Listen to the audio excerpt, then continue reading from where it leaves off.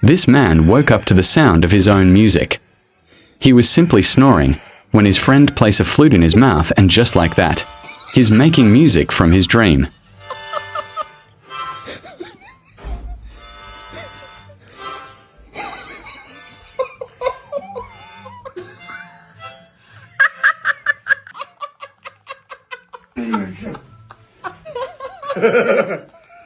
나는 왜 말하는 사람을 내가 시킨 거지 왜 이래?